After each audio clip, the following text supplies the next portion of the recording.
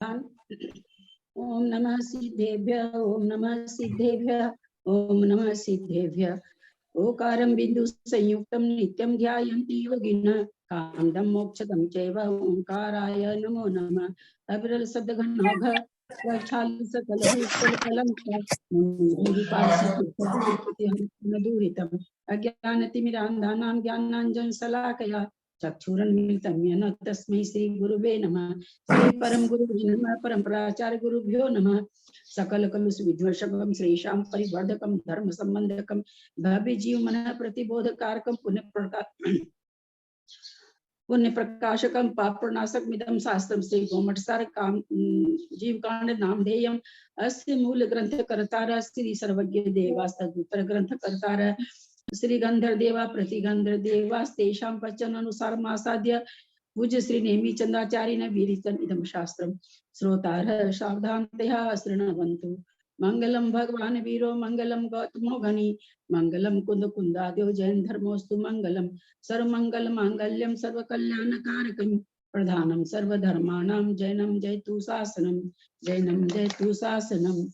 सरस्वती नमस्तुभ्यं वरदे कामरूपिणी विद्यारंभं करिष्यामि सिद्धिर्भवतु मे सदा। द्वादशं जिनवानी माता की जय। श्री परम मांगलिक ग्रंथ श्री गोमटसार जी जीव कांड जी की जय। नेमीचंद आचार्य की जय।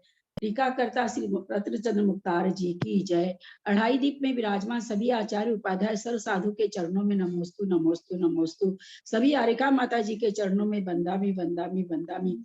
सभी छुल्लक छुल्लिका एलक के चरणों में इच्छामी इच्छामी इच्छामी। सभी प्रतिमाधारी के चरणों में वंदना वंदना वंदना। रूप में विराजमान पूज्य बाबूजी नेमीचंद भाई साहब उमराव भाभी और भी जो पूज्य जन है सबका सादर चरण स्पर्श। सभी से सादर जय जी। हम लोग गोमटसार जी जीव कांड का स्वाध्याय कर रहे हैं।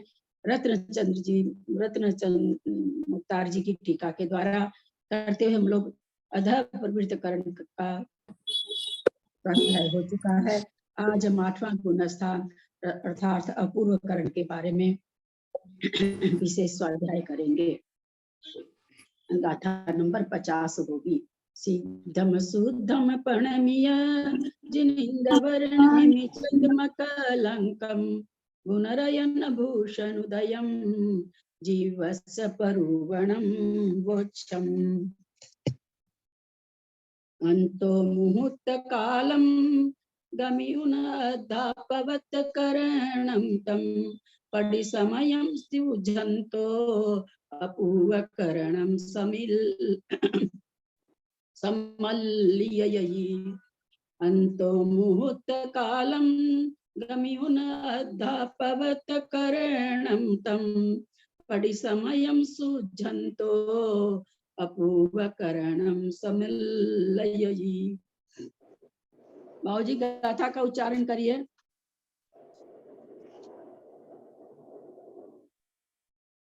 नंबर गाथा का उच्चारण करें बाबूजी।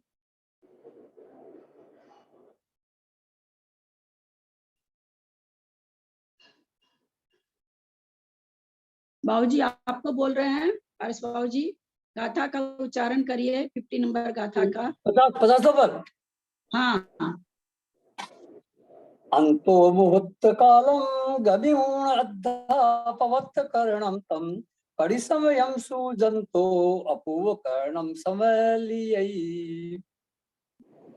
अंतो मुहूर्त कालम अंतर मुहूर्त काल तक गमियून समय बिताकर, गमियून माने समय को बिताकर जाकर अधापवत् करणम अध प्रवृत्त करण तम माने वह पड़ी समयम प्रति समय सुझंतो सीझता है मतलब विशुद्धि को प्राप्त करता है। विशुद्धि को प्राप्त सुझंतो करता हुआ विशुद्धि को प्राप्त करता हुआ अपूर्व कर्ण में समलयी का आश्रय लेता है या उसमें मिलता है। तो क्या कह रहे हैं, जिस अंतर्मुहूर्त काल तक अध प्रवृत्तिकरण को व्यतीत कर फिर प्रति समय अनंत गुणी विशुद्धि करता हूँ, प्रति समय विशुद्ध अनंत गुण यहाँ लिखा हुआ नहीं है। प्रति समय विशुद्ध होता हुआ अपूर्व करण का आश्रय लेता है अथवा अपूर्व करण गुण स्थान को प्राप्त करता है। इसमें भी आएगी रचना, तो अंक संदृष्टि गुण स्थान में भी आएगी, पर अनुकृष्टि नहीं आएगी। अनुकृष्टि रचना किसे कहते हैं? जिसमें ऊपर नीचे के परिणामों को दिखाया जाता, उसको अनुकृष्टि रचना कहते हैं। इसमें अभी आगे बताएंगे कैसे परिणाम होते हैं, तो फिर वहां समझते हैं। अभी इस गाथा में तो केवल इतना ही आया है।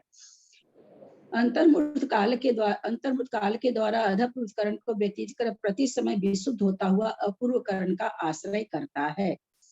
साथ ही से अप्रमत्त अपने योग्य अंतर्मुक्त काल तक प्रति समय अनंत गुणी विशुद्धि के द्वारा बढ़ता हुआ उन विशुद्ध परिणामों से सातादि प्रशस्त प्रकृतियों के चतुस्थानीय अनुभाग का प्रति समय अनंत गुना बंध करता हुआ असाता आदि अप्रशस्त प्रकृतियों के द्विस्थानिक अनुभाग को प्रति समय अनंत गुणाहीन बांधता हुआ संख्यात हजार स्थिति बंधा अपसरण करके इन चार आवश्यकों के द्वारा अध प्रवृत्त करण को व्यतीत कर दोनों श्रेणी में से किसी एक श्रेणी के अपूर्व करण में प्रवेश करता है।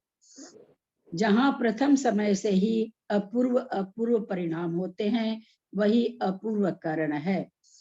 तो जो चार आवश्यक होते हैं, हम लोग अध प्रवृत्त करण में चार आवश्यक होते हैं। हम लोगों ने कल समझा था कौन कौन सा चार आवश्यक होता है, याद है? चार आवश्यक कौन कौन से होते हैं? प्रति समय अनंत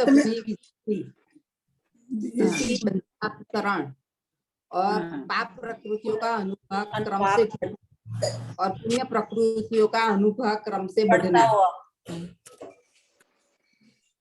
इस तरह से करते करते वो 8वें गुण स्थान में प्रवेश कर जाता है और ये चारों आवश्यक प्रति समय हो रहे हैं। बराबर विशुद्धि भी बढ़ रही है, स्थिति बंध अपसरण भी बराबर जो स्थिति है उसका जो बंध है घट घट के हो रहा है। जैसा कि मैंने चित्र भेजा, आप लोगों ने देखा होगा, 100 बरस का दिखा के 95 का हो रहा है, 90 का हो रहा है, 85 का हो रहा है। इस तरह से स्थिति बंध घटते घटते हो रहा, अपसरण मतलब घटते हुए होना।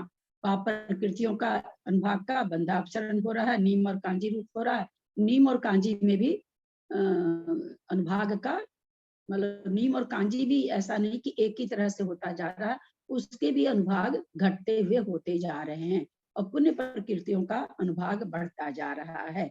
स्थिति बंध बंधा अपसरण कितने कर्मों में होता है? 34 आयु छोड़कर 3 आयु छोड़ के बाकी सभी में होता है। 3 आयु छोड़ के बाकी सभी में होता है। ऐसा क्यों होता है? ऐसा होता है कि 3 इसलिए होता है कि जो उसमें बाकी जो कर्म है सबके, चाहे पुण्य प्रकृति और पाप प्रकृति सभी में इसमें होता है। 3 आयु जो है वो शुभ होती हैं, उनमें नहीं होता, आयु में नहीं होता। सिर्फ 3 आयु ही शुभ प्रकृति। हमने ये पूछा, आप तो रट करके फिर वही बात बोल दी। पुनः आप पहले वाली बात को दोहरा के बोल दिए। हमने प्रश्न क्या पूछा कि क्यों नहीं होता है? क्यों? स्थितिबंध के हिसाब से सारी 145 प्रकृतियां पाप प्रकृतियां कही गई है। हाँ? 3 आयु छोड़ के बाकी 145 प्रकृतियां स्थितिबंध के हिसाब से पाप प्रकृतियां ही कही गई है। हाँ, इसका उत्तर यह है कि क्यों नहीं होता है, तो चूंकि सभी प्रकृतियों की स्थिति पाप रूप ही है। 3 आयु को छोड़ करके सभी कर्मों की स्थिति पाप रूप ही है, इसलिए 3 आयु 145 प्रकृतियों की स्थिति में बंधा अपसरण होता है और 3 आयु में नहीं होता है। बहुत अच्छा। लेकिन जब हम अनुभाग बंध की बात करेंगे तो क्या करेंगे फिर? उस समय अनुभाग बंधा अपसरण किसमें कैसे कैसे होगा? जो है ना, बनने वाले पाप कर्मों का अनुभाग जो है ना प्रति समय घटता जाता है। अभी हमें ये अनंत गुना ही बंधा अपसरण तो जेठी भाई साहब ने कहा कि 7 कर्मों में होता है, क्योंकि स्थिति बंध पाप रूप ही है। नेचुरली उसके बाद अगर हम कोई प्रश्न रख रहे हैं तो उसी रो में उत्तर होना चाहिए ना। मैंने क्या पूछा कि अनुभाग बंध की क्या प्रक्रिया है, तो आप घटता होगा, बढ़ता होगा, ये उत्तर थोड़ी चाहिए हमें। हम अभी जस्ट स्थिति बंध का जो उत्तर खोजे हैं उसी परिप्रेक्ष्य में उत्तर होना चाहिए ना। द्विस्थानीय बंध होगा। अनुभाग बंध में पाप प्रकृतियां और पुण्य प्रकृतियां अलग अलग है। पाप प्रकृतियों का बंधापसरण होगा और पुण्य प्रकृतियों का अनुभाग बंध बढ़ते हो जाएगा। ये उत्तर है। उसके बाद ये प्रश्न किया गया तो नेचुरल उसी रो में उत्तर देना चाहिए ना। हमने कहा स्थिति बंध, आपने कहा 7 कर्मों में होता है, जो कि स्थिति सभी कर्मों की खराब होती है। उसके सेकंड प्रश्न हमने कहा अनुभाग बंध में क्या क्या लगता है, तो उत्तर ये होना चाहिए ना कि भाई वहां पुण्य और पाप प्रकृति के रूप से बढ़ता है। पाप प्रकृतियों का द्विस्थानीय बंध होता है, नीम और कांजी घटता हुआ होता जाता है, और उसमें क्या होता है पुण्य प्रकृति में गुड़ खाड़ शर्करा अमृत आदि से बढ़ता हुआ अनुभव होता चला जाता है। घातिया कर्मों में कैसा होता है? ये सब पाप प्रकृतियां ही है। घातिया कर्मों का बंध कैसा होता है? मैंने ये नहीं पूछा। नया बना हुआ लता दारू के समान घटता होगा। लता दारू के समान होगा। लता दारू के समान होगा, क्योंकि वो बिल्कुल वैसा नहीं होगा, मतलब ये अस्थि शैल वाला नहीं होगा। क्योंकि जैसे आपने बताया था ज्ञानावर्ण है, तो ज्ञानावर्ण का जो होगा वो कमी मतलब बिल्कुल खत्म नहीं होगा, थोड़ा थोड़ा तो रहेगा, इसलिए लता दारू वाला रहेगा।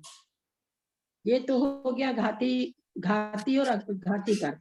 दो तरह से कर्मों की व्याख्या होती है। अपने को म्यूट करें। 2 तरह से कर्मों की व्याख्या होती है, घातिया कर्म और अघातिया कर्म। घातिया कर्म तो पाप रूप ही है। अघातिया कर्म में क्या सभी पुण्य रूप है क्या? सब पुण्य रूप नहीं है, कुछ पाप रूप है, कुछ पुण्य रूप, कुछ पाप रूप कुछ पुण्य रूप की प्रकृति है। बिल्कुल ठीक, दोनों तरह की है।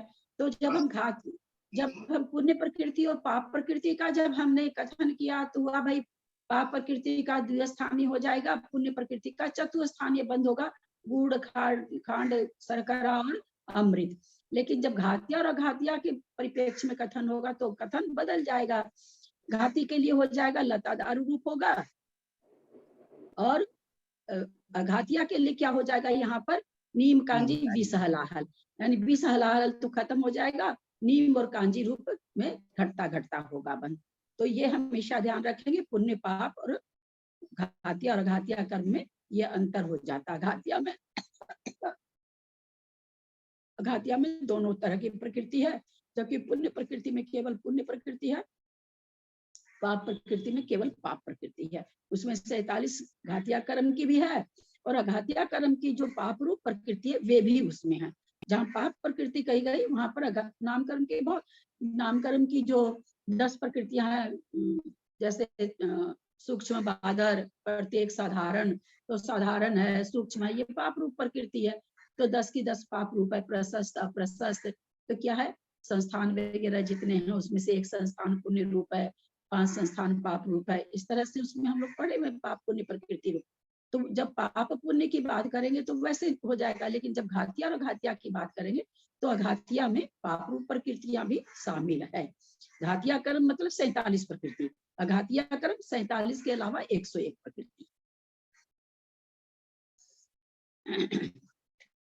यहाँ तक कोई प्रश्न है किसी का? आगे चले। भाभी मेरी समझ में ये बात नहीं आई, अघातिया में विष कांजी हलाल ये क्यों कहा गया, जबकि तो अघातिया हैं। अघातिया है तो क्या अनुभाग, अघातिया कर्म में पाप रूप भी है पुण्य रूप भी है ना, अघातिया कर्म में दोनों है।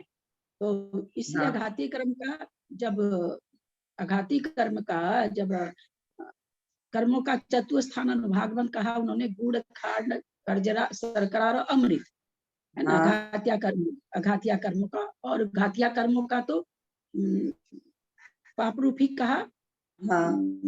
लता क्या उसको लता दारू, लता दारू अस्थि और शैल। अघाती कर्म का चतुस्थान भंग कहा, नीम कांजी और ये नीम हलाहल। कांजी और विष हलाहल। हाँ फिर अघाती कर्म का चतुस्थान अनुभाग बंद कहा, उसको कहा गुड़ खांड शर्करा और अमृत। और पहले क्या कहा अघाती कर्म का चतुस्थान भंग नीम कांजी विष हलाहल। तो दोनों हाँ। में अंतर क्यों आ रहा भाई? अघाती कर्म एक जगह तो वैसा बता रहे हैं, एक हाँ। जगह क्या बता रहे हैं? गुड़ खांड शर्करा अमृत। तो इसमें हम क्या लगाएंगे? वहां पर केवल पाप रूप प्रकृति को लगाएंगे, जो अघातीय कर्म की अशुभ प्रकृतियां हैं वो, और गुड़ खांड शर्करा अमृत लगाएंगे शुभ प्रकृति के लिए। ये अंतर करेंगे, है ना? लिखा हुआ ना, देखिए, नए बंधने वाले अघाती कर्मों में पुण्य प्रकृति का चतुस्थानीय बंध होता है। जो नए अघाती कर्म बंध रहे हैं, जो पुण्य रूप है, उनका होता है। वही अघाती कर्म जो पाप रूप होते हैं, उनका विष हलाहल नहीं होगा। पाप रूप प्रकृतियों का भी नीम और कांजी रूप घटता हुआ बंद होगा। यानी पुण्य रूप प्रकृति का तो बढ़ता हुआ होगा, पाप रूप प्रकृति का घटता हुआ होगा। मतलब मेरा पूछने का मतलब ये है, घातिया में तो इन्होंने इतना बता दिया, लता दारू ये तो जबकि हल्की हैं, और ये बहुत गाढ़ी हैं। विष कांजी हलाहल ये तो गाढ़ी है ना, तो ये अघातिया में आ गई। और जबकि ये थोड़ी हल्की हैं, दारू लता अस्थि शैल, तो अघातिया में ज्यादा। अस्थि शैल कहाँ से? घातिया कर्म, जब आप लोग कर्म कांड शायद पढ़ रहे हैं, घातिया कर्म का बंध है ना, घातिया कर्म का अनुभाग बंध लता दारू अस्थि और शैल रूपी होता है। वहां पर नीम कांजी विष हलाहल रूप नहीं होता घातिया कर्मों का। जो बाकी घातिया कर्म में जो पाप रूप प्रकृति है, क्योंकि वो नाम कर्म की है, वो हल्की है, वो आत्मा के गुणों को नहीं घात रही है। घातिया कर्म तो आत्मा के गुणों को घात रहे हैं, इसलिए उनका कैसा बंध है? एकदम शैल रूप बंध हो जाएगा, अस्थिर रूप बंध हो जाएगा। थोड़ा भी ज्ञानावरण का एकदम थोड़ा सा उघाड़ होगा, उघाड़ ही नहीं होगा। अंतराय कर्म इतना तीव्र रहेगा कि कुछ भी नहीं कर सकेगा। तो इस घातिया कर्म का अनुभाग बंध अलग है, पाप रूप प्रकृतियों का अनुभाग बंध अलग है। पाप रूप प्रकृतियां जो अघातिया कर्म की जो पाप रूप प्रकृति अभिप्राय करके नाम कर्म की ज्यादा करके हैं, या साता वेदनी है ऐसे करके है, वेदनीय कर्म भी उसमें है, या गोत्र कर्म में नीच गोत्र है। तो ये सब आत्मा के गुणों को नहीं घात रहे हैं, इसलिए इनका जो फल है नीम कांजी और नीम कांजी और विष हलाहल के जैसे है। लेकिन घातिया कर्मों का अनुभाग बंध कैसा है?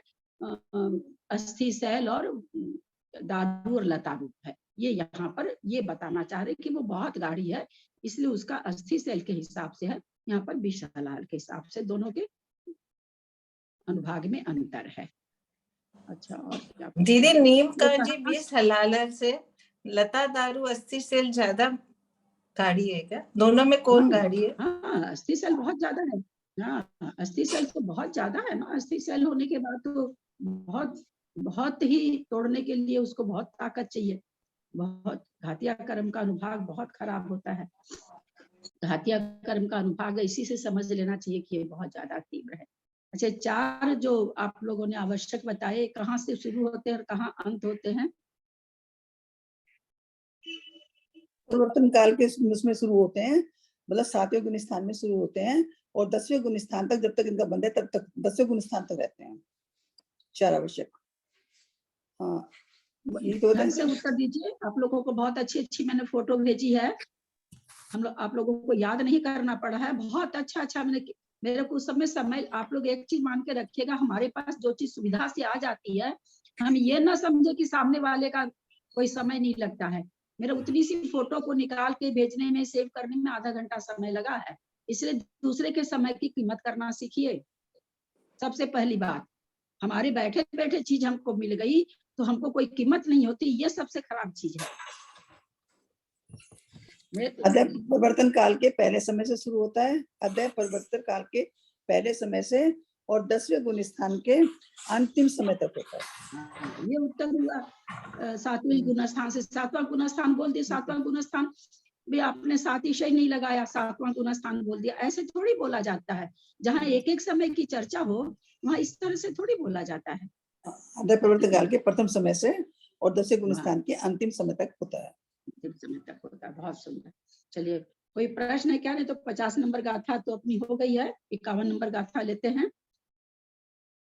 कोई प्रश्न है क्या? नहीं चलते हैं आगे।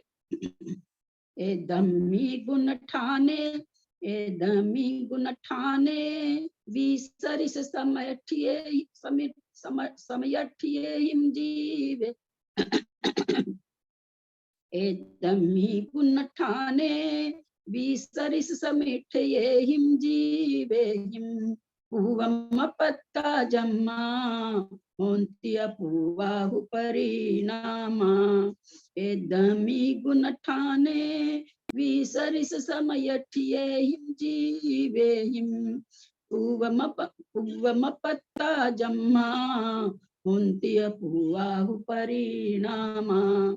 भिन्न समिठये हिम दुजीवे हिम, न होदि सवदा सरिसो। करणे हिम एक समयठी, ये हिम सरिसो बिसरिसो वा। भिन्न समयठी ये हिम दुजीवे हिम, न होदि सवदा सरिसो। करणे हिम एक समयठी, ये हिम सरिसो बिसरिसो वा। अपूर्व करण का आ गया है।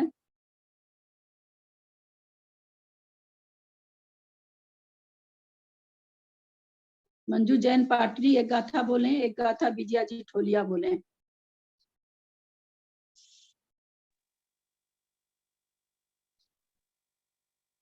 एक गलती हो गई, आपने शुरू किया उससे पहले बस मुझे एक लाइन का अर्थ बता दीजिए, जिसमें जो है ना अपूर्व कर्म पूछना भूल गई मैं।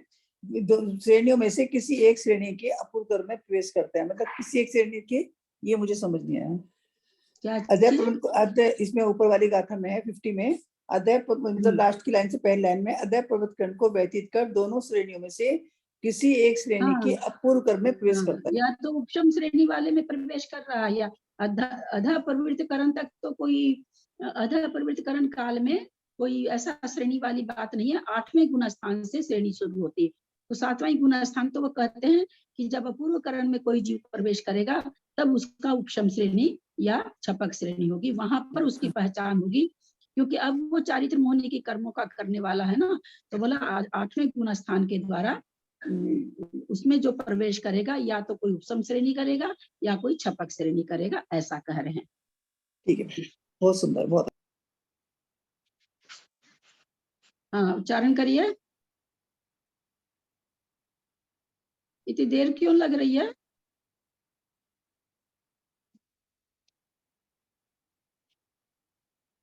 आप लोग को आवाज नहीं आ रही क्या? हाँ करिए विजया जी आप। एक मंजू जी को बोले थे। हाँ बोलिए बोलिए। एदम्हि गुणठाणे, विसरिस समयठिये हिम जीवे हिम। पूवम पत्ता जम्मा, होन्ति अपुवाहु परिणामा। दूसरी भी बोले। नहीं दूसरी कोई और बोलूंगा। मैं बोलूँ? मंजू जी आपको नहीं सुन रहा है क्या? आप नहीं आए हो क्या? दीदी मेरे को बोल रहे हैं क्या?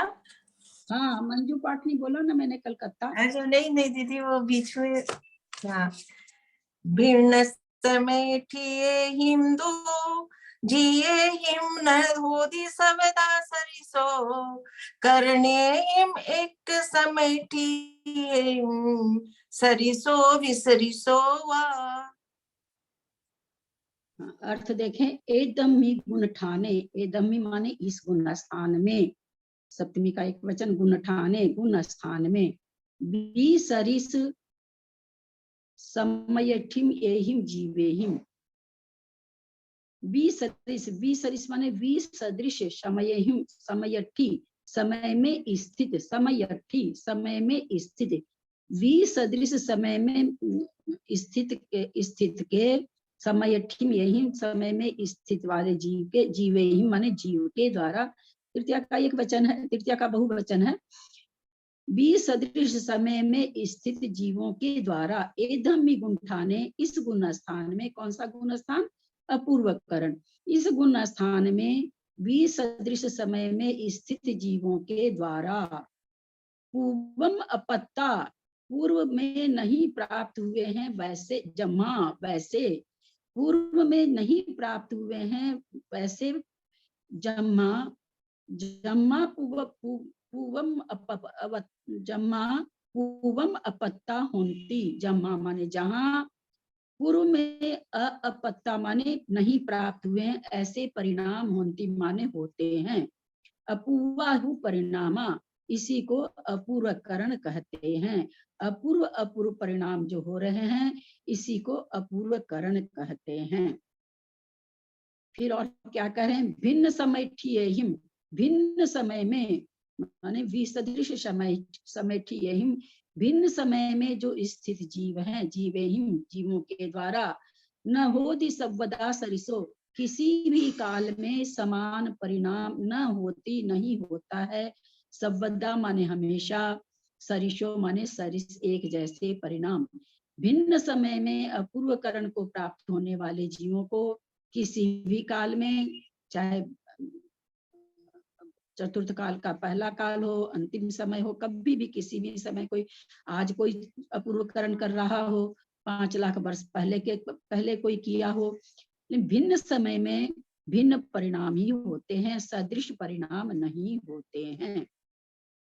कर्णेहिम एक समय ठियेहिम सरिषो विसरिषो वा, कर्णेहिम परिणामों के द्वारा एक समय ठहिम, एक समय में स्थित के, एक समय स्थित जीव के द्वारा सरिषो विसरिषो वा, सदृश परिणाम भी होते हैं।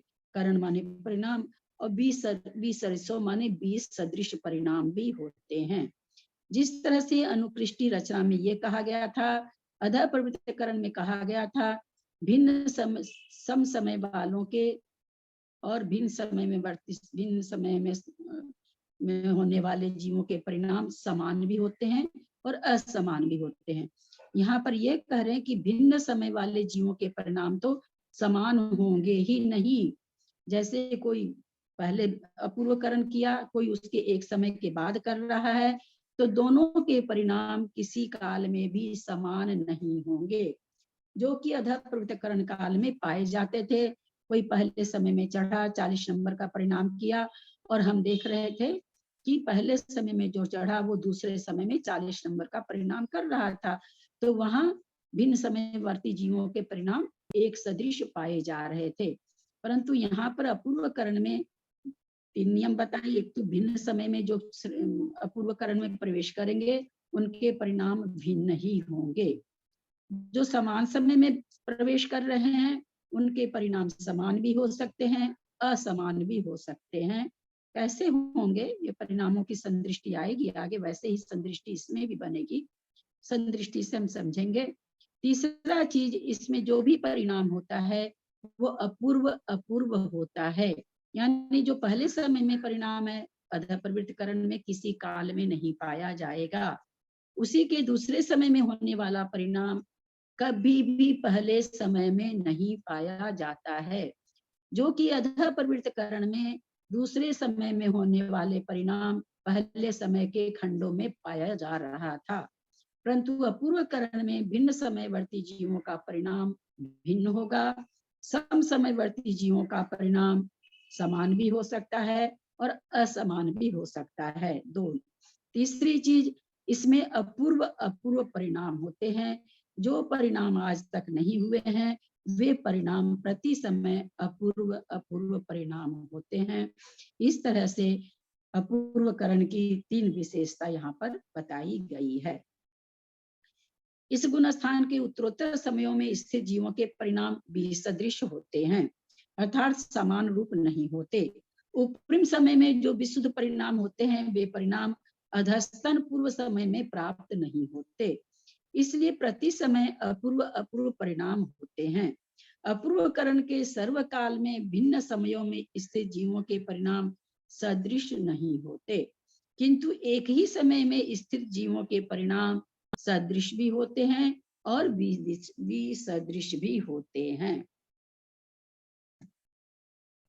अपूर्वकरण विशेषार्थ, अपूर्वकरण प्रविष्ट शुद्धि संयतों में सामान्य से उपशामक व छपक दोनों प्रकार के जीव होते हैं, क्योंकि 2 प्रकार की श्रेणियां हैं, अतः दोनों प्रकार के जीव उसमें पाए जाते हैं। करण शब्द का अर्थ परिणाम है, और जो पूर्व समय में नहीं हुए वे अपूर्व परिणाम हैं। अपूर्व मतलब जो पहले नहीं हुआ उसको अपूर्व कहते हैं। नाना जीवों की अपेक्षा अपूर्वकरण को आदि से लेकर प्रत्येक समय में क्रम से बढ़ते हुए असंख्यात लोक परिणाम वाला यह गुणस्थान है।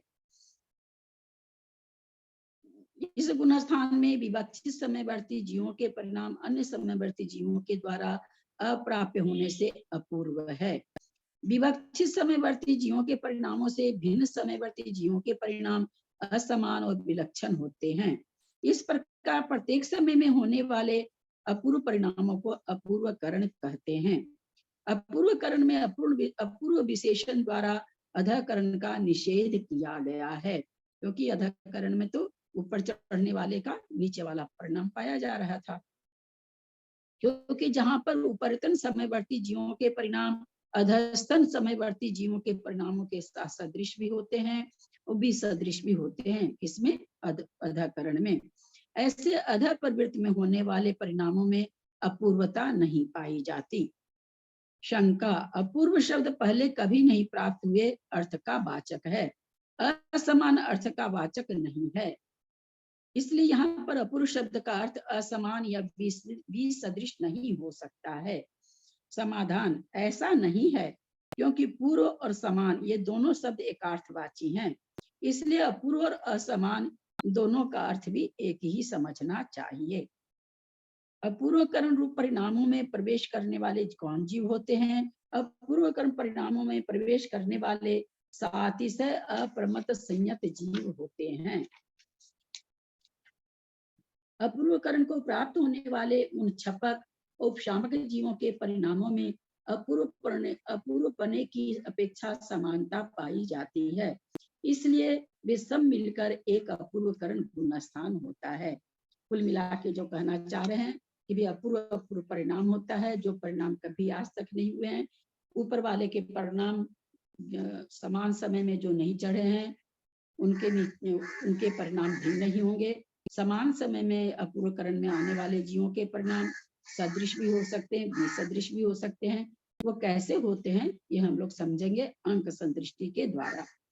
फिर कहा कि भाई अपूर्वकरण परिणाम में जो भी जीव प्रवेश कर रहा है, चाहे उपशामक कर रहा हो चाहे छपक कर रहा हो, दोनों के परिणाम अपूर्व ही होते हैं। ऐसा लास्ट पंक्ति में इन्होंने समझाया है। आगे चलें या कुछ है? दीदी, अपूर्व परिणाम क्या मतलब? अपूर्व मतलब क्या हो गया? कैसे परिणाम होते हैं वहाँ पे? वैसा परिणाम आज तक, उतनी विशुद्धि वाला परिणाम आज तक नहीं हुआ है। मतलब उस जीव को भी पहले कभी नहीं हुआ क्या? हाँ, उस जीव को, उसी जीव की तो बात है ना, उसी जीव की बात। नाना जीवों की अपेक्षा नहीं घटेगा, नाना जीवों की अपेक्षा वो कैसे नहीं घटेगा, अंक संदृष्टि आ रही है, वहां पर हम लोग समझेंगे। एक जीव की अपेक्षा उसको कभी भी वो परिणाम नहीं हुआ, लेकिन हाँ एक जीव को जो परिणाम हो गया वो दूसरे को हो सकता है। तो नाना जीवों की अपेक्षा नहीं घटे, एक जीव को जो परिणाम हो रहे, पर्सनल अपना अपना सबका अपूर्व अपूर्व है। अब पर्सनल अपना अपूर्व होते हुए भी एक जीव का परिणाम अगर समान समय में अपूर्वकरण में प्रवेश पाया है तो एक ही परिणाम दो जीवों को पाया, 2 जीवों को, 10 जीवों को, 100 जीवों को पाया जा सकता है। कैसे पाया जा सकता है, अंक संदृष्टि आगे आने वाली है, वहां पर हम लोग इसको समझेंगे कि ये कैसे हो सकता है। मतलब इसका ये हुआ कि पहले समय में जिस विशुद्धि से वो चढ़ रहा है तो दूसरे समय में उसके परिणाम और ज्यादा विशुद्ध हो जाएंगे। और विशुद्ध होंगे, बिल्कुल। दूसरे समय में परिणाम तो वहां पर अधः प्रवृत्तिकरण में भी जो चढ़ रहा है उसका परिणाम तो अगले समय में विशुद्धि हो रहा है, लेकिन वहां पर क्या था कि अगले समय में जो जीव चढ़ा है उसके परिणाम से नीचे वाले जीव के परिणाम मिल रहे थे। जैसे 40-40 था ना, नीचे वाले का भी 40 था, कोई अधःकरण प्रवृत्ति मान रहा, पहले समय में उसने क्या किया, विशुद्धि ज्यादा करी तो 40 वाला परिणाम पा लिया। 178 मान लो, 1 से लेके 78 वाला परिणाम पा लिया, और वही परिणाम ऊपर भी पाया जा रहा है, 40 है, तो वो वहां पर ऊपर वाले का भिन्न समयवर्ती वाले जीवों का परिणाम समान पाया जा रहा था। यहाँ पर क्या होगा कि जैसे पहले समय में मान लीजिए अंक संदृष्टि आएगी, वहां पर और समझेंगे कि मान लीजिए पहले समय में 500 परिणाम पाए जाते हैं, तो उसके अगले समय में 500 से आगे के परिणाम पाए जाएंगे, 501, 502, 503, 504। तो इस तरह से जो पहले समय में मान लीजिए कोई 500वां परिणाम कर लिया तो भी वो, और कोई दूसरे समय में वो कौन सा परिणाम करेगा, 501 वाला, तो दोनों का भिन्न समय होने से भिन्न नहीं रहेगा, किसी काल में एक जैसा हो ही नहीं सकता है। रह गया कि एक काल में प्रवेश करने वाले का परिणाम, एक काल में प्रवेश करने के कोई भी मान लीजिए 25 जीव का पूर्वकरण कर रहे हैं, कोई पहले नंबर का परिणाम किया, कोई 10वें का किया, कोई 20वां किया, कोई 40वां किया, कोई 50वां किया, कोई 100वां किया, कोई और एक जीव आया वो भी 10वां कर लिया, कोई एक और जीव आया वो 20वां कर लिया। तो समानवर्ती जीवों का परिणाम समान भी हो गया, तो वही परिणाम और जीव भी कर लिए, और नहीं भी किए, कोई 10वां कर रहा है, कोई 20वां कर रहा है, कोई 50वां कर रहा है, तो इस तरह से विसदृश भी पाया जाता है और सदृश भी पाया जाता है।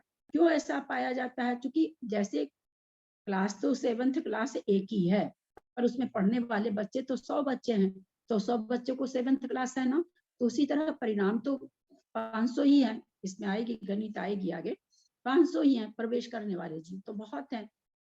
ये आज ही नहीं कि आज जो जीव प्रवेश, अनादिकाल से जितने जीव प्रवेश किए हैं उन सबको लेना है ना, केवल आज नहीं कि अभी इस वर्तमान समय में जो प्रवेश कर रहे हैं उसकी बात है।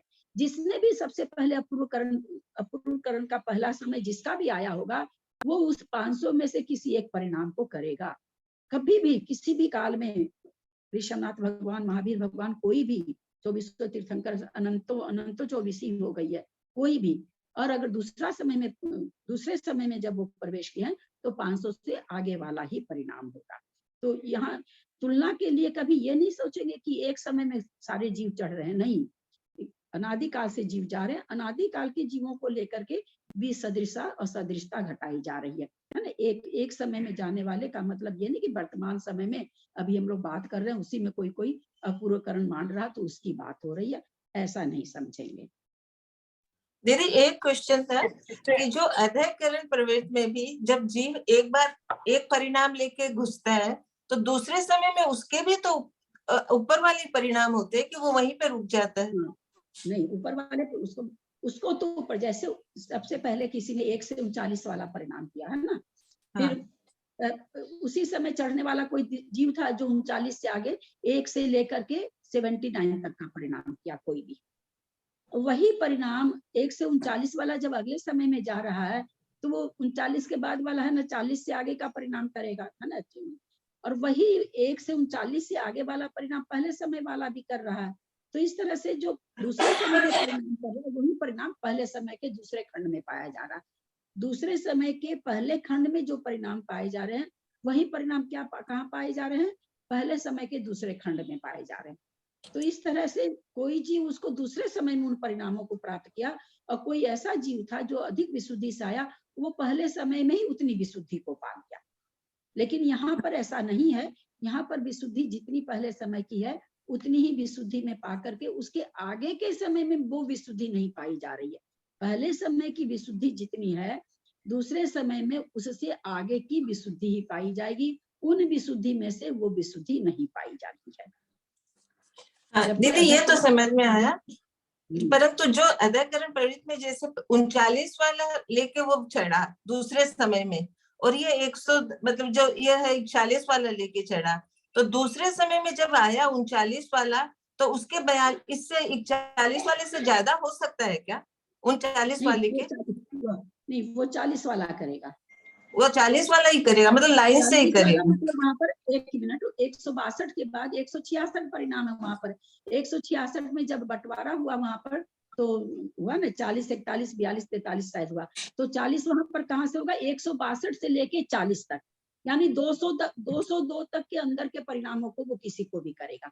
पहले खंड में जितने परिणाम है उस परिणाम में से कोई परिणाम करेगा, न कि दूसरे खंड के परिणाम में से कोई परिणाम करेगा।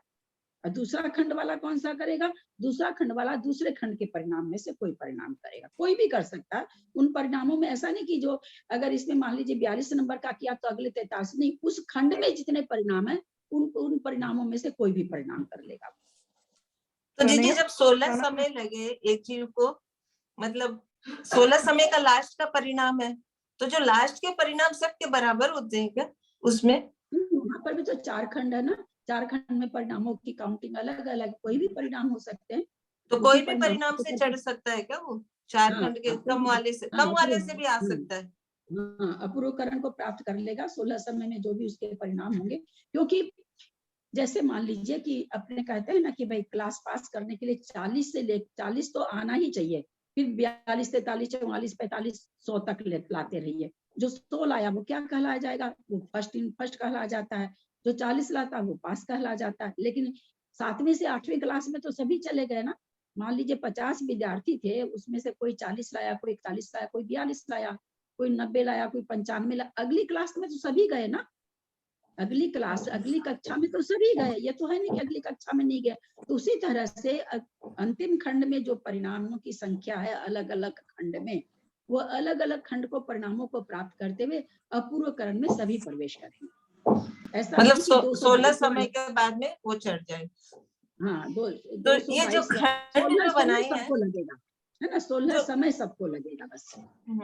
जो खंड बनाए हैं वो अलग अलग लोग के बनाए हैं, मतलब एक जीव का दूसरे नाना जी जीव की का। अपेक्षा, हाँ, नाना जी की अपेक्षा है। हाँ, एक मतलब जीव 4 तो घटेगा जीवों नहीं के ना। परीक्षा बनाए एक हैं, जीव में ऐसे थोड़ी बहुत। घटेगा। एक जीव मान लीजिए पहले समय में 162 में से कोई परिणाम किया, तो वापस वो दूसरे समय में 162 में से कोई परिणाम थोड़ी करेगा। उससे आगे वाले में 166 वाले में से कोई परिणाम करेगा, फिर तीसरे समय में 170 वाले में से कोई परिणाम करेगा। हाँ, मैं एक ये जीव पूछ तो रही थी, बढ़ता जब वो 166 वाले में से कोई परिणाम करता है तो वो 39 के बाद 4 चय करके ही करेगा या और ज्यादा बड़ा भी कर सकता है? ये पूछ रही थी कि मतलब दूसरे समय में, मतलब दूसरे समय में जैसे 39 है, मतलब पहले समय में जब 39 वाला जीव दूसरे समय में 41 4 बढ़ा के करता है ना, 39, 40, 42 वाला करता है।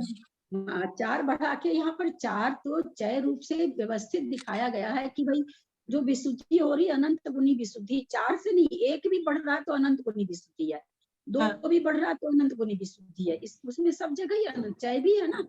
अनंत लोक पर सॉरी असंख्यात लोक प्रमाण था। हाँ दीदी, आप कल भी बोले कि परिणाम तो असंख्यात लोक परिणाम है, तो अनंत कैसे बढ़ेंगे? परिणाम तो असंख्यात लोक प्रमाण परिणाम है। विशुद्धि अनंत गुणी है। परिणाम अनंत गुणी नहीं, विशुद्धि अनंत गुणी बढ़ती है, तब एक एक अगला बढ़ता हुआ परिणाम होता है। मतलब अगला बढ़ता हुआ परिणाम का मतलब ये नहीं कि जैसे मान लीजिए अभी 5 डिग्री की विशुद्धि अब 6 डिग्री की हुई तो अगला परिणाम हो जाए। आचार्य कहते हैं ऐसा नहीं है, अनंत गुणी विशुद्धि बढ़ती है तब अगला परिणाम होता है, ऐसा आचार्य कह रहे हैं। तो मैंने सोचा एक परिणाम होगा तो एक विशुद्धि बढ़ेगी, तो अनंत परिणाम कैसे? विशुद्धि ना विशुद्धि तो एक बढ़ती ही नहीं है, विशुद्धि एक कैसे बढ़ेगी? परिणाम को एक से तौला ही नहीं जाता है। प्रणाम ललिता दीदी, ये बुद्धिपूर्वक थोड़ी होता है। ये जो विशुद्धि बढ़ती है ये बुद्धिपूर्वक बढ़ती है क्या? नहीं, बुद्धिपूर्वक नहीं बढ़ती है, लेकिन अगर कोई करण परिणाम जब मान लेता है ना तो अबुद्धि पूर्वक उसकी विशुद्धि बढ़ती जाती है। बुद्धिपूर्वक हम अभी सब कोई बैठे हैं क्लास में, हमको थोड़ी पता हमारी विशुद्धि कितनी है। किसको पता? बोलिए, अपने में से किसी को पता है क्या कि हमारी विशुद्धि कितनी डिग्री की है? नहीं, इसीलिए तो मैं पूछ रही कि वो जो 4 और अपन 6 में जो पॉइंट्स डाले ये सिर्फ एक समझने के लिए बात हुई। एक्चुअल में तो ये बताना चाहते हैं कि भाई प्रति समय विशुद्धि जो है अनंत गुनी बढ़ रही, असंख्यात लोग बढ़ रहे, क्या नाम है, सो चय है, असंख्यात लोग प्रमाणवार बढ़ रहा है। उसको 4 से डिफाइन करके केवल समझाने के लिए अंक संदृष्टि जी, वो 4 का जो क्षय बढ़ रहा, 4 का जो चय बढ़ रहा, वो कितनी विशुद्धि से बढ़ रहा? तो विशुद्धि वहां पर अनंत गुनी है। ठीक चले आगे की गाथा ले, क्या समय हो गया? समय तो है अभी।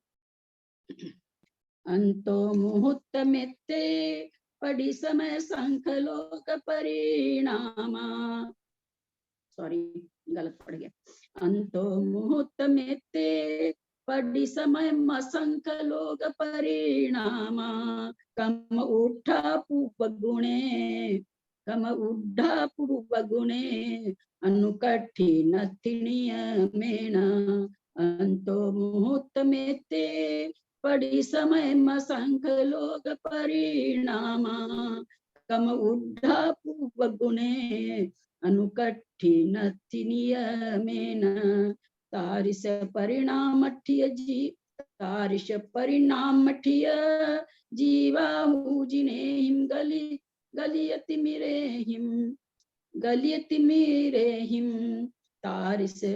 तारिस परिणामाठ्य जीवाहु जिनेहिं गलियति मिरेहिं मोहस्य पुव्वकरणा खवनु वसमनु जया भनिया तारिस परिणामठ्य जीवाहु जिनेहिं गलियति मिरेहिं मोहस्य पुव्वकरणा खवनु वसमनु न जया भनिया।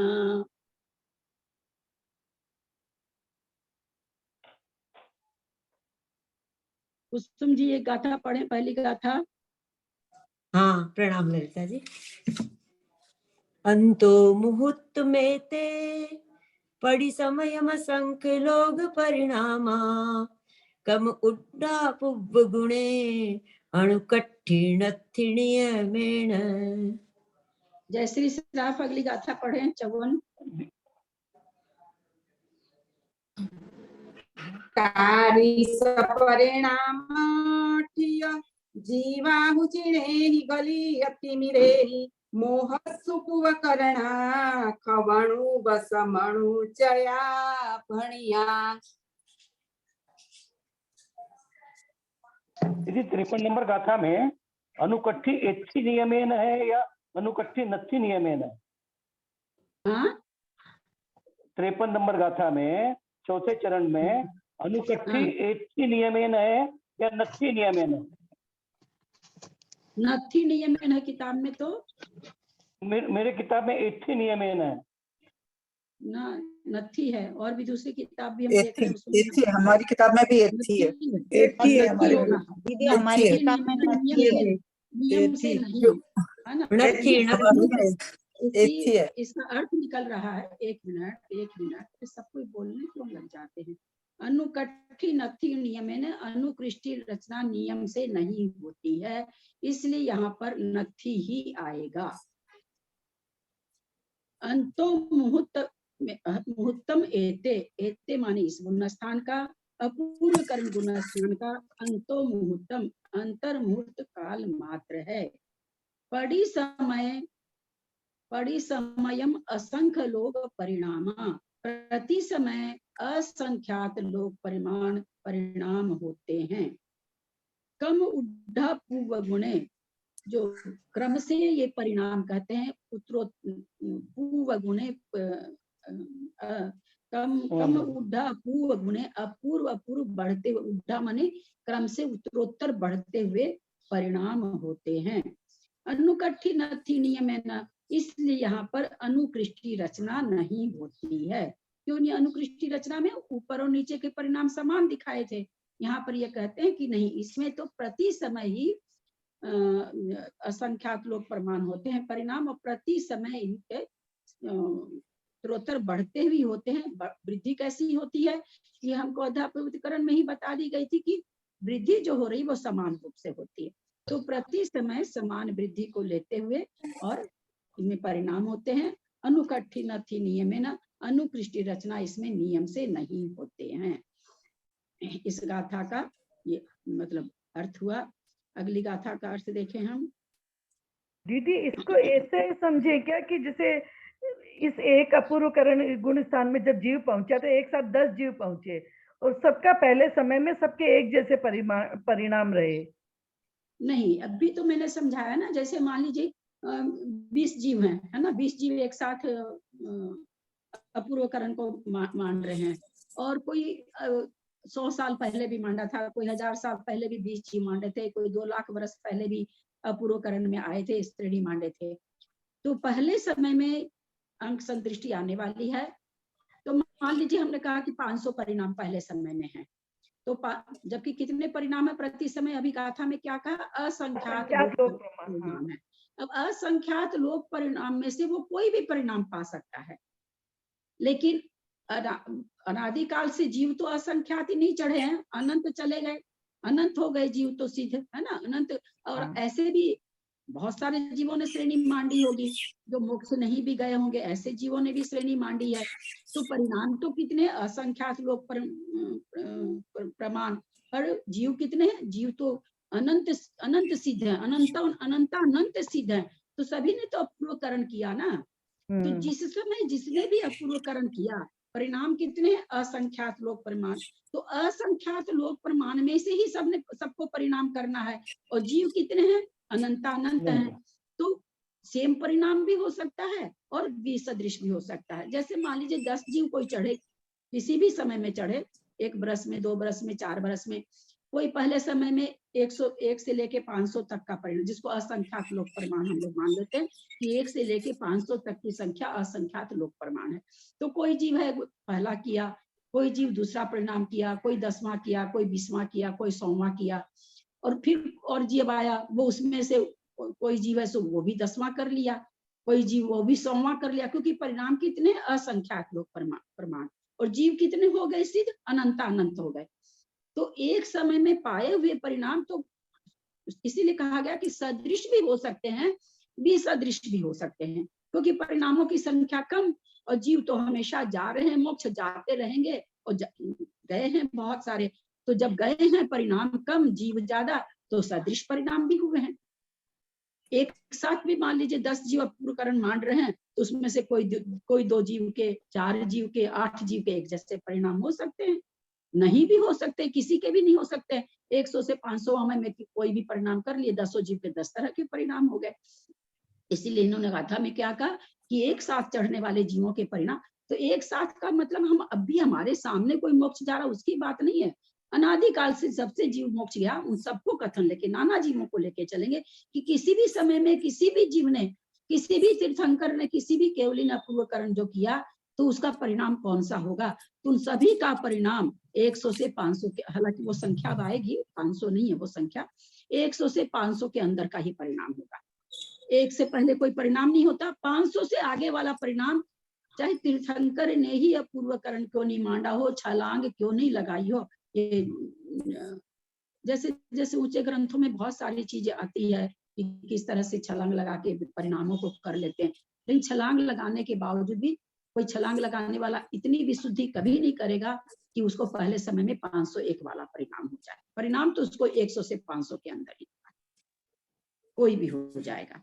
तो सदृश भी पाए जा सकते हैं, विसदृश भी पाए जा सकते हैं, नाना जीवों की अपेक्षा। दीदी ये जो असंख्यात लोक प्रमाण परिणाम है, ये अपूर्वकरण के लाइन है क्या? अपूर्वकरण में है क्या असंख्यात लोक प्रमाण वाले परिणाम? हाँ। मतलब उनमें से असंख्यात लोक प्रमाण जो परिणाम है, उनमें से किसी परिणाम को लेके जीव अपूर्वकरण में प्रवेश करेगा। हाँ, प्रति समय असंख्यात लोक प्रमाण, पहले समय में भी, दूसरे समय में भी उतने ही है, तीसरे समय में भी उतने, प्रति समय इतने। तो दूसरे समय में तो वृद्धि हो जाएगी ना? वृद्धि तो हो जाएगी, पर वृद्धि होकर के वो परिणाम भी कितने हैं? तो असंख्यात लोक प्रमाण है। अच्छा, उसी में से आएंगे, असंख्यात लोक प्रमाण में से परिणाम आएंगे। असंख्यात का भाग असंख्यात, पहले समय में असंख्यात दूसरा है, दूसरे समय में असंख्यात दूसरा है, पहले समय वाला असंख्यात नहीं है। जैसे समझाया ना कि हमने 100-500 तक का हमने मान लिया असंख्यात लोक प्रमाण, वो पहले समय में हुआ, दूसरे समय में 500 से 1010 तक का हो जाएगा। चय रूप से वृद्धि हो रही होगी, तो इसमें कैसे हो रही है हमको पता नहीं, हमने देखा नहीं है, लेकिन ये है कि आगे फिर 501 से लेकर 1000 तक का परिणाम पाया जाएगा। ऐसा नहीं है कि पीछे वाला 490 से पाया जाए दूसरे समय में, ऐसा नहीं होगा। इसीलिए कहा गया कि प्रत्येक समय में अपूर्व परिणाम पाए जाते हैं, यानी जो परिणाम पहले समय में नहीं हुए हैं वैसे परिणाम दूसरे समय में पाए जाते हैं। हुए का एक जीव को नहीं, किसी भी जीव को अपूर्वकरण के पहले समय में वैसा परिणाम नहीं होगा जो अपूर्वकरण के दूसरे समय में पाया जाएगा, किसी भी जीव को। इसीलिए कहा गया अपूर्व परिणाम होते हैं। अगर किसी एक को पाया जाए तो नाना जीवों की अपेक्षा तो अपूर्व बचा नहीं। हाँ, एक समय बढ़ती जीवों के परिणाम नाना जीवों की अपेक्षा सदृश भी हो जाएंगे, एक जैसे भी होंगे और एक जैसे नहीं भी होंगे, जिसका हम लोगों ने भी समझा कि 100 से 500 परिणाम है, 500 परिणाम है, कोई 10वां कर रहा है, कोई 100वां कर रहा है, कोई 90वां कर रहा है, कोई 70 वाला कर रहा है, कोई 17 वाला कर रहा है, कोई 18, लेकिन कोई एक जैसा और दूसरा जीव आ रहा है वो भी 10 वाला कर ले रहा है, वो भी 90 वाला कर रहा है। तो सदृश भी हो पा सकते हैं और विसदृश भी हो सकते हैं, दोनों तरह के। एक समयवर्ती का, भिन्न समयवर्ती का परिणाम भिन्न ही होगा। मतलब परिणाम सदृश हो सकते हैं लेकिन समय भिन्न होगा। भिन्न समयवर्ती जीवों के परिणाम भिन्न ही होंगे। अभी आपने नियम बताया था ना अपूर्वकरण में, भिन्न समयवर्ती, भिन्न समय में जो प्रवेश जीव करेंगे उन जीवों के प्रवेश करने के परिणाम जो है वो भिन्न ही होंगे। भिन्न समय वही बता रहे हैं ना कि भिन्न समय मतलब क्या, हम यहाँ पर सम समय और भिन्न समय अपूर्वकरण में प्रवेश करने की अपेक्षा, न कि तो आदिनाथ भगवान ने अपूर्वकरण मांगा था तो वो भी 1 से लेकर 500 तक के अंदर का ही परिणाम किए थे। और आज जो विधेय क्षेत्र में कोई बैठे हैं, सिमंदर स्वामी, कोई भी स्वामी, वो भी जब अपूर्वकरण किए हैं तो पहले समय में 100 से 500 नंबर तक का अंदर है। अब मान लीजिए 100 से 500 वाले में आदिनाथ भगवान ने 500वां किया था, आज सिमंदर स्वामी हैं, उन्होंने भी 500वां कर लिया। वही तो इसलिए तो एक समय के सदृश परिणाम हो गए दोनों के। लेकिन उससे अलग वाले समय में पहले समय वाले परिणाम नहीं होते। तो सोचिए अब आदिनाथ भगवान दूसरे समय में कौन सा परिणाम किए होंगे, तो 501 वाला किए होंगे। और इसमें यहाँ जो सिमंदर दूसरा कोई जीव है वो मान लो 10वां परिणाम किया, तो अगले समय में जब वो गया तो वो भी 501 वाला परिणाम करेगा, कोई 11 वाला परिणाम नहीं करेगा, क्योंकि 1 से 500 तक के परिणाम पहले समय के हैं। अतः वो भी जब दूसरे समय में प्रवेश करेगा तो 500 से 1000 परिणाम मान लीजिए वहां पर पाए जा रहे हैं, तो 500 से 1000 वाले का बीच का कोई परिणाम करेगा, न कि 10 वाला परिणाम किया था तो अगले समय में वो 11, क्योंकि है ही नहीं, वहां पर पाया ही नहीं जाता, वो परिणाम ही नहीं पाया जाता। दूसरे समय में वो परिणाम ही नहीं पाया जाता है। दूसरे समय के परिणाम पहले समय के परिणाम से असंख्यात लोक प्रमाण गुण ज्यादा आगे के परिणाम है, वो पीछे वाले परिणाम को लेके नहीं, पहले समय के दूसरे पर भिन्न भिन्न परिणाम है, प्रत्येक समय के भिन्न भिन्न परिणाम है। जैसे हम लोगों ने अनुकृष्टि रचना में क्या देखा था, 162 162 162 सब समय में था, ये देखा था ना हमने, उसमें चय बढ़ा था। तो उसमें वो परिणाम ऊपर भी पाए जा रहे हैं, जो परिणाम नीचे हैं वो परिणाम वहां भी पाए जा रहे हैं। लेकिन अपूर्वकरण में जो परिणाम पहले समय में पाए जा रहे हैं उन परिणामों से आगे के परिणाम पाए जाते हैं दूसरे समय में। दूसरे समय में जो परिणाम पाए जाते हैं उससे आगे के परिणाम तीसरे समय में, आगे के परिणाम है उससे आगे की विशुद्धि वाले, उससे आगे की विशुद्धि वाले, ऐसे है, दोनों में ये अंतर है। दीदी यहाँ भिन्न से समय समझना चाहिए कि दूसरे या तीसरे? भिन्न से भिन्न समय, हम लोग भिन्न समय मतलब आज और पूर्व जन्म में, हाँ, भिन्न से मतलब हुआ कि दूसरा या तीसरा भिन्न समय। कभी भी कोई अपूर्ण का मांडा हो, उसका पहला समय, उसका दूसरा, वो कभी और उससे भिन्न दूसरा समय भिन्न होएगा।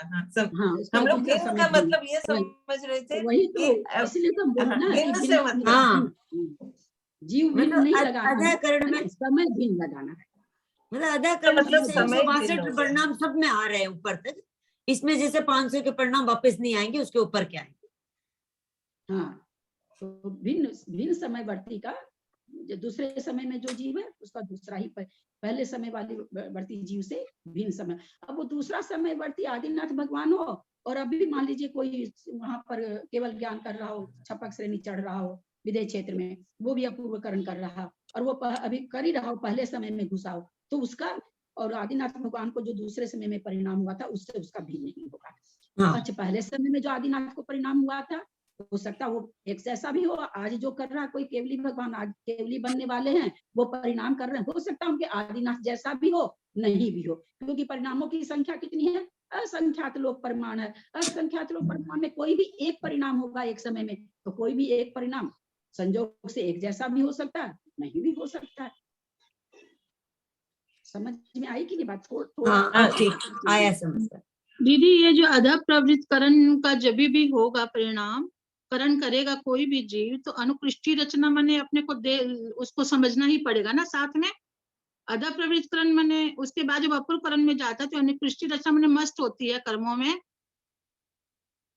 नहीं, अनुकृष्टि रचना समझना पड़ेगा से आप क्या पूछना चाह रही हैं? नहीं, मैंने कर्मों में जो क्रिया हो रही है कर्मों में, तो माने जो विशुद्धि आ रही है परिणामों में, तो जब भी वो कोई जीव अध प्रवृत्त करण में प्रवेश करता है तो वहां पर अनुकृष्टि रचना मस्ट है क्या इसके साथ? या उसको वो जंप भी कर सकता है विशुद्धि को? रचना, हाँ एक मिनट, ये अनुकृष्टि रचना हम समझ रहे हैं, जो श्रेणी में प्रवेश कर रहा वो थोड़ी जान रहा है, वो थोड़ी परिणामों को पकड़ रहा, वो थोड़ी समझ रहा है कि हम बहुत कम विशुद्धि से चढ़ रहे हैं, या हमको कब अपूर्वकरण हो गया, हमको कब अनिवृत्तिकरण हो गया, कब सूक्ष्म सांप्राय हो गया, उसको थोड़ी पता है। जीव नहीं समझता, लेकिन जो सर्वज्ञ ने जो अपने को बताया है, तो इसमें हाँ। ये जो प्रोसेस अनुकृष्टि रचना वाला जो प्रोसेस है वो माने वो होता ही है या नहीं भी हो सकता है? हाँ, नहीं होता तो नाना जीवों की अपेक्षा है, एक जीव में थोड़ी घटेगा। हाँ, नाना जीवों की अपेक्षा। हाँ, नाना की बिल्कुल, वो तो हो रहा, वो सर्वज्ञ को पता चल रहा है कि हाँ भाई एक जीव चढ़ा था, अनुकृष्टि रचना किया था तो बहुत कम विशुद्धि से चढ़ा, दूसरा बहुत विशुद्धि से चढ़ा, ये उनके ज्ञान में झलक रहा है। हमको थोड़ी पता चलता है। कोई मुनि महाराज सातिशय हो जाते हैं तो उनको नहीं पता है, पूर्वकरणवर्ती हो जाते हैं तो नहीं पता, उनको तो पता कब चलता है, या तो वो समश्रेणी चढ़ के नीचे गिर करके आ जाएं और मिथ्या, वो भी मिथ्यात्व में आ गई, ऐसा हमको थोड़ी पता चलता। बाहर से कपड़े थोड़ी पहन लेते हैं, वो तो उनको वैसा कर्म बंद हो जाता है, वैसी जगह चले जाते हैं, तो कुछ उनको आभास होता है कि नहीं भगवान जाने। बाकी जो 13वें गुण स्थान में जाते हैं, जब केवल ज्ञान होता है, तब उनको तो महसूस होता हुआ कि हाँ मैं छपक श्रेणी चढ़ा था, मुझे केवल ज्ञान हो। उसके पहले तो सब अबुद्धि पूर्वक है, केवल ज्ञान होना भी अबुद्धि पूर्वक है, बुद्धि पूर्वक कोई केवल ज्ञान थोड़ी करता है। ठीक है दीदी। बुद्धिपूर्वक तो हम लोग पढ़ रहे हैं ना दीदी, खाली पढ़ रहे हैं जो बुद्धिपूर्वक है। तो बुद्धिपूर्वक पढ़ रहे हैं, उसका क्या फायदा? फिर तो कोई फायदा नहीं, क्योंकि बुद्धिपूर्वक तो कार्य होगा नहीं। तो बुद्धिपूर्वक ये कार्य होगा कि हम अपने को संक्लेश परिणामों से रोकें, समझ सकते हैं, समझ के फिर उन परिणामों को जब भी संक्लेश होगा तो हम रोकेंगे, करी नहीं भाई संक्लेश परिणामों से ऐसा बंद हो जाता है। प्रथमोपशम अगर मेरा हो सकता है, अगर मेरे परिणाम अच्छे चले तो मेरे को प्रथमोपशम हो सकता है। हम इसको समझ के अपने परिणामों को संभाल सकते हैं, और कुछ नहीं कर, हमको थोड़ी पता चलता है कुछ नहीं। हम लोग को तो बहुत मोटे मोटे परिणाम, कोई मतलब क्या कहें, मतलब एकदम बहुत जोर गुस्सा आए तो हमें समझ में आता है कि हमको गुस्सा आ रहा, हल्का फुल्का गुस्सा अंदर अंदर चला रहता है, पता ही नहीं चलता है, ऐसे लगता है मूड खराब, आज तो मूड खराब है। अब मूड खराब, किसी के पास गुस्सा आ रहा था, पकड़ में तो आया नहीं कि गुस्सा आ रहा था, और हमें क्या लगता है आज तो मेरा मूड खराब है, आज तो मेरा मूड खराब है। तो हम लोग की तो बात छोड़िए ना, हम लोग तो कहीं है ही नहीं इतने बड़े बड़े शास्त्रों के सामने। मेरे तो ये तो शास्त्र कुछ भी नहीं है। हम तो कहते हैं ना, कल जय धौला के थोड़ा सा 2-4 पेज पढ़ लिए, मेरा तो दिमाग ही घूम गया। बाप रे, कितना पढ़ने की चीज है, कब पढ़ेंगे? आयु का चौथा काल आ गया, और कब इतनी चीज है पढ़ने के बाद, इतनी चीज है। जय पढ़ सकते हैं, जय पढ़ सकते हैं। आपने जय धवला पढ़ी, जय धवला पढ़ सकते हैं आप? मैं जय धवला लैपटॉप में पढ़ी, जय धवला को छुआ नहीं मैंने, लैपटॉप में पढ़ा। मुनि महाराज लोग कहते हैं लैपटॉप में पढ़ सकते हैं।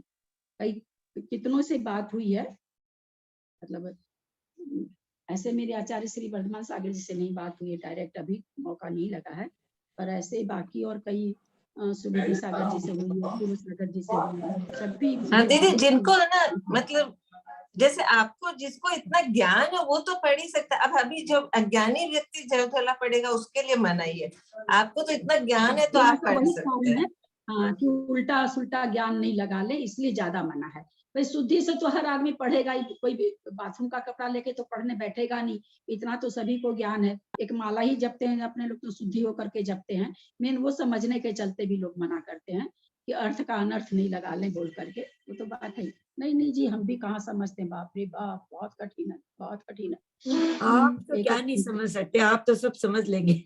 बहुत कठिन, पर आपका समझना भी बहुत जरूरी है, इतना लाभ मिल रहा है लोगों को, तो आपको पढ़ना भी बहुत जरूरी है, सब चीजें समझना जरूरी है। एक पेज में ही माथे की नस फट गई, 4 पंक्ति समझ में नहीं आई और माथे की नस फट गई मेरी तो। अब इसलिए आपको समझ में आएगी, 4 बार आप पढ़ेंगे उसको और आपको 4 बार में समझ आ जाएगी।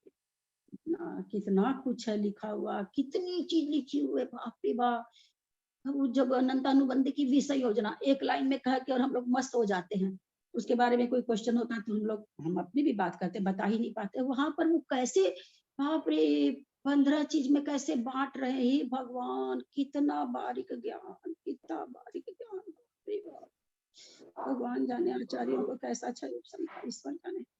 धन्य है हमारे आचार्यों को जो आज लिख लिख के गए तो हमको मिल तो रहा है, नहीं तो कुछ भी नहीं मिलता। धन्य है आचार्यों को और ललिता जी को भी धन्य है जो आज इतना ललिता ज्ञान जी दे रही है।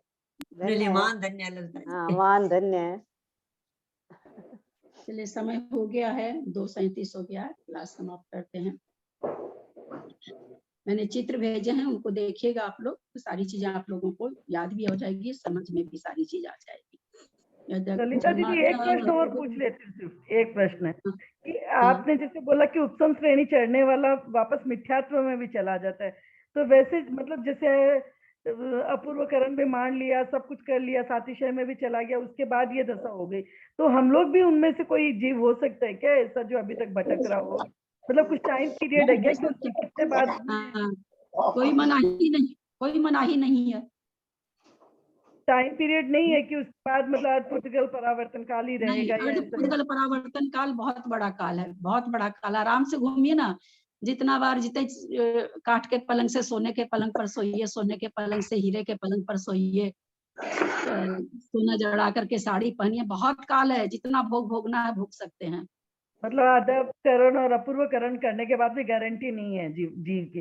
अपूर्वकरण अधःकरण तो बहुत जगह होता है, 3 करण परिणाम तो बहुत जगह होते हैं। दीदी उसके बाद गारंटी तो हो ही गई ना मोक्ष की, टिकट वही तो तो मिली। गारंटी हो जाए गारंटी तब तो समझ में भी वही तो हम आए। कह रहे हैं ना कि वही तो हम इनको कहे गारंटी हो गई। अब चाहे जितना खूब परिग्रह, खूब श्रृंगार, खूब घूमना, जितना प्रवृत्ति कर सकते हैं कर लीजिए, फिर तो मोक्ष जाएंगे तो वहां कुछ नहीं मिलेगा।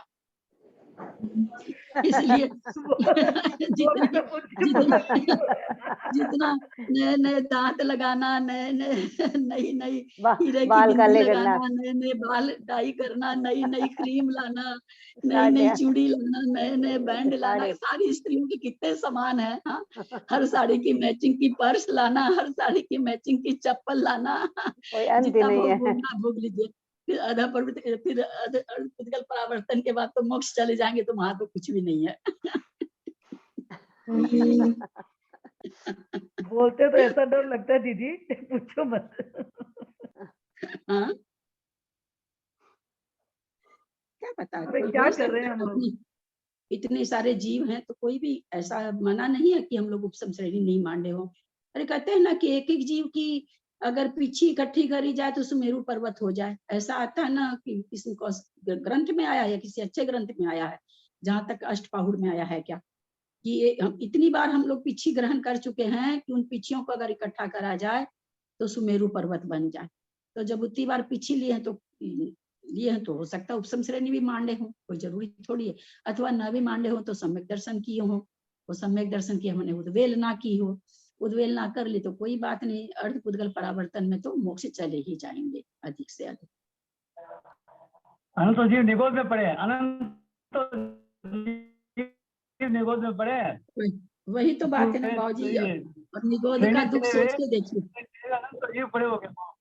हाँ, 2 बार उपशम श्रेणी चढ़ के निगोद में पड़े हैं, 2 बार उपशम श्रेणी, क्योंकि एक भाव में 2 बार चढ़ सकते हैं, एक भाव में 2 बार चढ़ गए, अब पड़े हैं, पड़े निगोद में। और इतना लंबा काल बिताएंगे फिर आएंगे, फिर तो मोक्ष तो जाएंगे ही जाएंगे, लेकिन पड़े हैं निगोद की यातना झेल रहे हैं। बाप रे बाप, तो कहाँ हम लोग अपने को खोजें कि हम लोग कहाँ हैं, अथवा हम लोग कभी कुछ किए होंगे।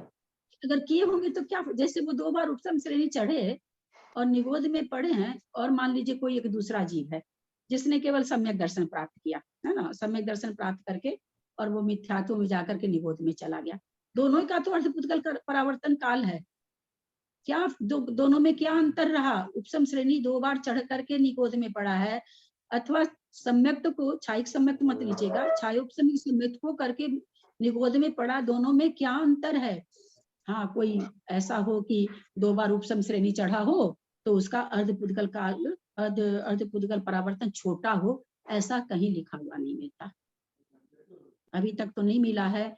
बाकी तो ग्रंथों की महिमा नहीं कुछ कह सकते भैया, बहुत भयंकर भयंकर ग्रंथ है, बहुत भयंकर भयंकर बातें हैं उसमें, ऐसी बातें हैं जिसको मतलब पढ़ करके भी कल्पना नहीं कर पाते हैं, कि पढ़कर भी नहीं समझ पाते कि ऐसा होता है क्या। ऐसे ऐसे ग्रंथ हैं, तो कुछ भी बड़े ग्रंथों में हो सकता है कुछ लिखा हो, और अभी तक हम लोगों ने जो पढ़ा उसमें ऐसा कुछ नहीं है कि जो द्वार उत्तम श्रेणी चढ़ा हो तो उसका काल थोड़ा हो गया और पुद्गल परावर्तन काल छोटा हो गया हो, और जो बेचारा छायोपस में सम्यक दृष्टि चौथे गुण स्थान से पतित होकर के और निगोद में चला गया है, उसको पुद्गल परावर्तन काल बड़ा है, ऐसा कहीं पढ़ने को नहीं मिलता है।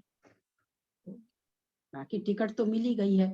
अब हमको आप बोलिए, आपको लंदन की टिकट मिल जाए और आपका बेटा कहे रखो माँ संभाल करके, आज से 50 वर्ष के बाद जाना है, आप कहोगे बेटा ले लो, 50 वर्ष के बाद मरूंगी कि जीऊंगी, एकदम बूढ़ी हो जाऊंगी, क्या करूंगी उस समय जा करके, है ना। तो उसी तरह से अर्ध पुद्गल परावर्तन काल सड़ रहे हैं और ये सोच के हम सोच ले कि मोक्ष तो जाएंगे ही। कितना मतलब यातना वाला यात्रा है, कितनी यातना वाली यात्रा है, बाप रे बाप। निगोद बोलने में ना 3 अक्षर का है, निगोद पर्याय कितनी खराब है, पता ही नहीं कब क्या होगा। यदि किसी जीव की अर्ध पुद्गल परावर्तन समय बाकी रह गया है भाई, तो उसको तो निगोद जाना ही पड़ेगा, नहीं तो वो पूरा ही नहीं होगा। नहीं, हाँ, नहीं वो ये चीज नहीं। अरे ये क्या बोल दिया, ये क्या बोल दिया। अभी छायोपसमिक सम्यक दर्शन हमने किया, हम मिथ्यात्व में आ गए। हाँ। तो कोई जरूरी नहीं है कि हम निगोद में जाए ही, हम अगले समय में भी वापस सम्यक में आकर के मोक्ष में नहीं, यदि किसी को अर्ध पुद्गल परावर्तन तक घूमना है तब, हाँ घूमना है तब तो अधिक से अधिक काल उसका है और कम से कम काल अंतर मुहूर्त है। हाँ, कम से कम तो कोई बात नहीं है, नहीं अधिक से अधिक यदि अर्ध पुद्गल परावर्तन करना ही पड़ेगा, करना है उस जीव का, समझ लीजिए जैसे योग है, तो उसको निगोद में ही करके पूरा करना पड़ेगा। हाँ, तो और कहीं काल ये पूरा नहीं हो सकता ना, इतना काल और कहीं पूरा नहीं होता, निगोद जाने से ही तो तभी निगोद जाना ही पड़ेगा, इसलिए वो निगोद जाएगा ही जाएगा। निगोद से कैसे निकलेंगे? वो तो निकल जाएंगे ना, क्योंकि द्वितीयोपसम करा हुआ है आपका। हमारा तो पक्का स्थान निगोद ही था, हम तो निगोद से निकल के आए हैं, तो एक बार निकले तो और निकलेंगे। स्थान तो हमारा निगोद ही था ना सरोज, अनादिकाल से तो हम निगोद में ही थे। जितने भी जीव निकल के आते हैं व्यवहार राशि में, सब निगोद से ही तो आते हैं ना। हम लोग निकल गए, बाकी लोग निकल रहे हैं, तो जैसे निकले अभी तक हम लोग क्या एक ही बार गए होंगे निगोद अभी तक? अब तो अनंत काल निगोद चले गए, अनंतों बार चले गए, निकल के आ गए अनंतों बार, और एक बार सही पता कितनी बार गए निगोद। अरे जब महावीर भगवान का मारीच का जीव, फिर शंकर का पोता, क्या चक्रवर्ती का बेटा, कामदेव का भतीजा, और वो जब निगोद में यातना झेल करके आया है, 7वें नरक में गया है, 7वें नरक में महावीर का जीव गया, बोलो मारीच के भाव के बाद किसके लिए क्या कहा जा। हम लोग तो हैं कहाँ, इतने नामी भाई, हमारी कहानियां का शास्त्र तो बनेंगे नहीं, हमारे जैसे जीव तो अनंतो जीव, उनकी थोड़ी कहानी बनती। कहानी तो जो पुरुष ऐसे रहते हैं, जो बड़े पुरुषों की, महापुरुषों नामी पुरुषों की बनती है, नामी पुरुषों की, उससे हम अपने को तौलते हैं कि हाँ भाई देखो नामी भव्य पुरुषों का ये हाल हुआ, तो हम तो हैं ही क्या। आप भी तो ज्ञान की भंडार है। भंडार क्या काम, ज्ञान से थोड़ी होता है सरोज, ज्ञान से कर्म क्षय थोड़ी होता है। कर्म क्षय करने के लिए तो तपस्या चाहिए, तपस्या से कर्म क्षय होंगे। तपस्या से ज्ञान क्षय होता है, कर्म क्षय होता है। चलो अंत करते हैं, 2:45 हो गया। यदक्षर मात्रा पदवाक्यहीनं मया प्रमादादि किंचनोक्तं तन्मे क्षमित्वा विदधातु देवी सरस्वती केवल बोधलब्धिं बोधि समाधि परिणाम शुद्धि स्वात्मोपलब्धि शिव सौख्य सिद्धि चिंतामणिं चिंतित वस्तुदाने त्वं वन्दमानस्य ममास्तु देवी जावानी के ज्ञान ते सुजे लोकालो सोबानी मस्तक चढ़ो सदा दे तुम ये जिनवानी भारती कोई जब जो तेरा शरणा गए सो पावे सुख चैन देव भजू अरहंत को गुरु से हो नील ग्रंथ दया धर्म पालू सदा यही मोक्ष का पंथ। वासंग जिनवानी माता की जय। 9 बार नमोकार।